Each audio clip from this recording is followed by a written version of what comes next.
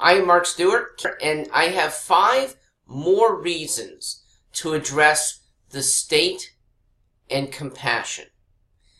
And none of them involve the budget. This is irrespective of budgetary demands, which we know in Connecticut are really, really tight. So, number 5, statecraft is not soulcraft.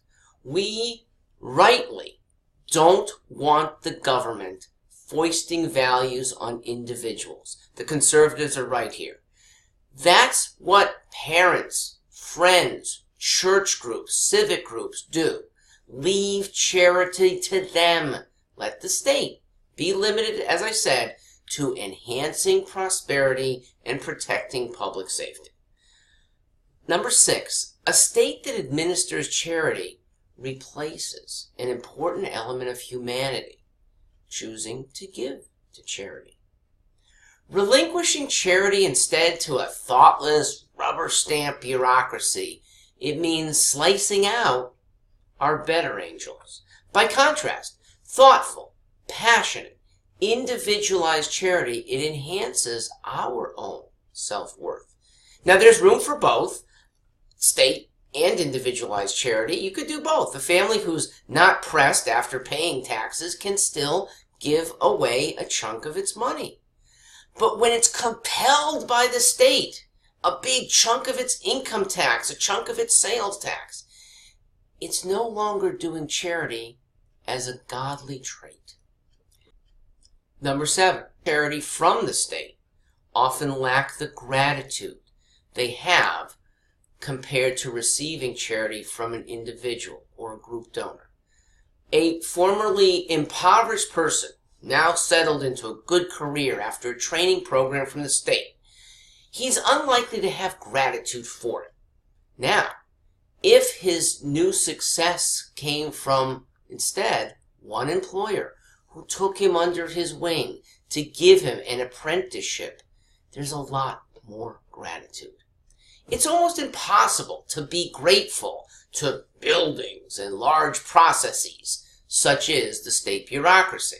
It's much easier to have gratitude to individuals and small groups.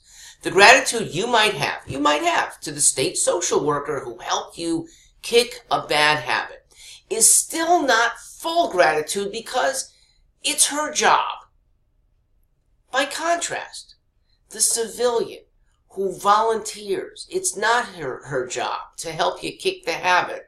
That is instantly endearing, and instantly you are more grateful to her. The state, this is number 8, the state can't reciprocate the good deed. One of the finest things I say, and I wish I could say it more often, is after I have done something nice and somebody's thanked me for doing it, I say, now please go do the same for someone else. It has a great effect. He stopped to help me. I'll stop to help someone else. But when the state is the helper, that effect doesn't happen. There's no someone else to receive a similar effect. If the state's the one that got you off your addiction, you can't help someone do the same. You perceive that only the state can do that. So there's no expansion of this goodwill. Finally, number 9. State as the sole place for charity lets us sweep problems under the rug, banish them to the periphery instead of really curing them in our midst.